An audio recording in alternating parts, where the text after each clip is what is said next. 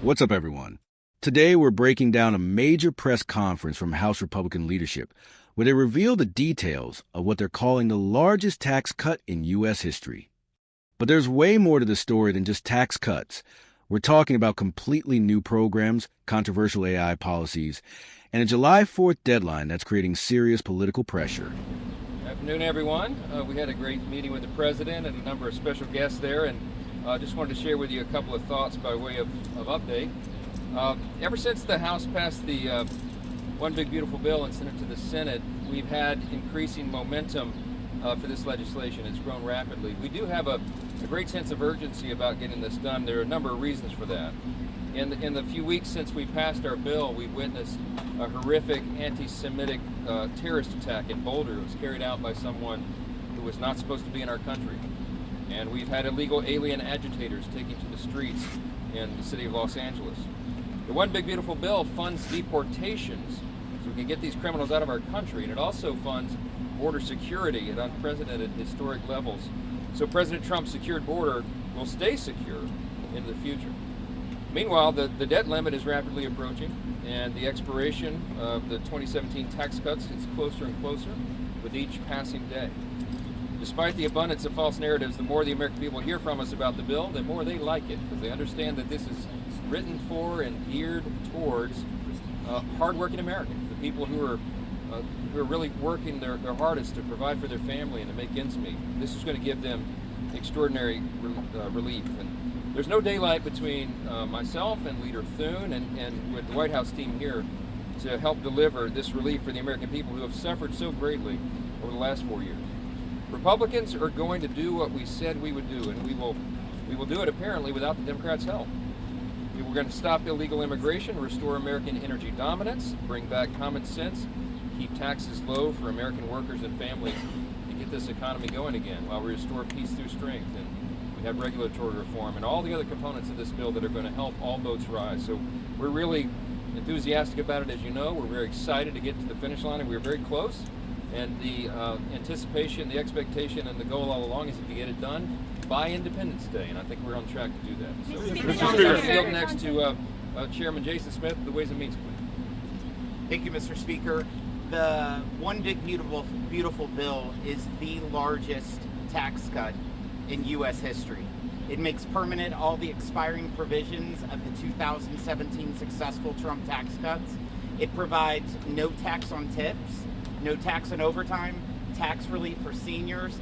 It helps lower the rate for anything that's produced in the United States. These are win-win. The average family of four, if we don't pass this tax bill, will see a $1,700 tax increase. If we pass this tax bill, they will see a $1,300 decrease in taxes. The biggest winners within this bill are those single mothers with 2 kids that is a waitress, or the lineman that works overtime, or the firefighter who works overtime, or the senior who's an Uber driver. These are people who have been struggling under the Biden economy, and this will only make their lives easier to put food on their table, clothes on their backs, and gasoline in the car. Today we had really good conversation about a provision within the Big Beautiful Bill, and that was the Trump investment accounts. This is something that allows every single American born will have an investment account created, and it will not matter if you live on a city block or if you live on a county road. You're all going to have the same start, that you're connected to the economy of the United States. And if the economy of the United States grows, your investment account will grow. I'm happy to turn it over to Blake Moore. Thank you, Chairman Smith. Blake Moore. I'm a member of Jason Smith's committee, the Ways and Means Committee, and for over a year, I think I've done the most professionally gratifying thing, and be able to work on something that's going to provide so much economic growth opportunity for our nation. But what this bill doesn't get enough attention on is the family aspect of the One Big Beautiful Bill. The tax reconciliation bill is, I would say, probably the largest portion of this entire tax effort has been to support families. 2 provisions from that I'll briefly highlight and step back. The child tax credit in 2017, Republicans doubled. Not something we get credit for, but reminding we wanted to support and invest in families to be able to go through all the expenses that they go through. We doubled that in 2017. It's set to go back to $1,000 this year if we don't get this bill done. But not only are we making it $2,000, making it permanent, and indexing it to inflation, we're actually providing an enhancement to that to go up to $2,500 to be able to support families across the country. But we didn't just stop there. We created this provision that's been an enormous amount of good work from a CEO council that was here today meeting with the president, called the Invest America Act, also known as the Trump accounts, that are going to provide seed funding to every single child born over the next few years, creating them an opportunity to learn what compounding interest does. So when they're 18, they're going to see something that has grown significantly bigger than what it was when they first had it. And then when they're 30, it's going to even be better. And it's giving them hope and a launch pad to be able to live the American dream. And it's something that I can honestly say, I don't know of anything more gratifying to be a part of. And I'll turn back to the speaker. Mr. Speaker. What is your ask for Thune and the rest of Senate Republicans? I mean, can the House live with a cap lower than $40,000? You mean on SALT? Well, I've asked them to modify it as little as possible because I've got a very delicate balance there, and it took us the better part of a year to negotiate that fix. And I understand that Republicans in the Senate are not in love with the idea of raising the SALT cap, and nor am I. I also come from a red state, but the reality is that we have a very diverse conference, and we have House Republicans from all over the country, and some of them come from these blue states. And this is a very important thing for their constituents, and we've got to give them something to take home and deliver. So that was a hard-fought a consensus that we found, and as is general with the bill overall, I just asked them to modify it as little as possible so we can get it done and get it to the president's desk. Mr. Speaker, Jordan Conrad's with the Gateway Pundit. A lot of people want to know, are we going to see consequences for these Democratic lawmakers who are inciting riots and violence in California and calling for insurrections across the nation? Yeah, it's a real concern. It's beneath any member of Congress. We should be supporting the rule of law and obviously upholding federal law. That's what's being flouted in California, and it's a shame. With regard to what the consequences are, I'm not sure yet. There'll be a lot of discussion about that. I mean, Congress has limited power to control our own. I mean, there are censures and those types of activities. But in the meantime, I would just encourage my colleagues to think very seriously, think very hard about that. The Democrats are making a terrible political calculation. They are on the side of lawbreakers. They are on the side of illegal aliens. They are on the side of, in some cases, MS-13 members and people who have abused their spouses. I mean, they're on the wrong side of this. The American people do not want violent criminals from other countries illegally in the U.S. I mean, this is a very common sense position that we've taken, and the Republican Party is standing for the deportation of these dangerous people. ICE is involved in that. It is their job to do so.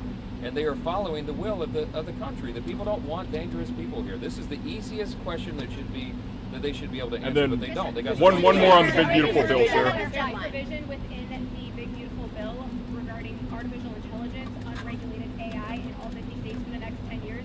Are you aware of that? Why is that included in the big beautiful bill, and does the White House know about it? Yeah, of course. I know about it. The White House knows about it. I spoke with it as recently as last night with David Sachs, who's the AI czar at the White House. Here's the rationale behind it. I think there's a lot of misunderstanding about this. It would be a very dangerous thing, we feel, for all 50 states to have a patchwork of regulations on AI. There's a number of reasons for that. Imagine a state like California that hyper-regulates everything. They would stifle innovation. They would put so much tape and regulation on top of it, they would smother it. And that would be a serious problem from a national security standpoint. Because remember, we're in a race with other countries, not the least of which is China. And if we hamper our own innovation and we make it too complicated to continue to develop, then China will overtake us, and that's a very dangerous situation. And look, there's a classified level of briefing on this that I wish everybody could hear, but you need to understand we're doing the responsible thing. Now, I don't know, at the end of the day, the Senate, of course, is looking at that provision to see about the scope and the duration of the pause, I would say. And we'll see how that comes out in their deliberations. But in the House, we felt like that was an important thing to do. I am a fierce guardian of states' rights and federalism and all those principles that made us the greatest nation in the history of the world. But there are a handful of issues that beg to be addressed on a federal level, and this is one of them, and Congress needs time to do this right so that we don't get ourselves behind China and other countries. Did you have an opportunity to talk with the president about Elon Musk, his comments on this bill, and if you believe in a reconciliation? I've spoken to the president quite a bit about all this, and I'm not going to talk about it. But your personal perspective. Look, I am very. We are. We've communicated. Yeah. Look, I think that. I think there's going to be a reconciliation here. I think it's really important for the country. Two very important individuals, and the president is doing his job. He is laser focused on that. He's not going to get distracted by Twitter wars and all the rest.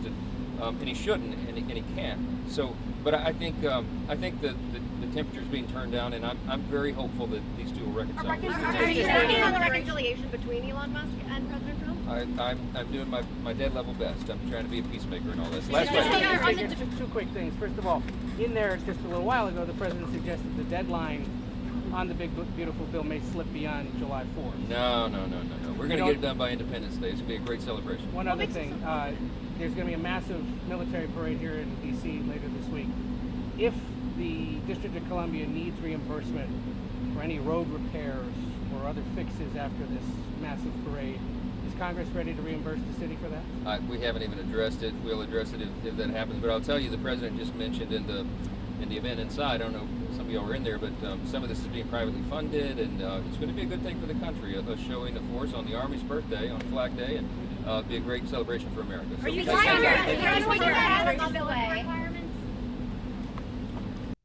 Key highlights from this video. 1. $1,300 average tax decrease for families. 2. Trump investment accounts for every newborn American. 3. 10-year AI regulation moratorium. 4. No taxes on tips or overtime. 5. $2,500 child tax credit increase. 6. Unprecedented border security funding. What do you think about these policies? Drop your thoughts in the comments below. Subscribe for more political analysis and policy breakdowns.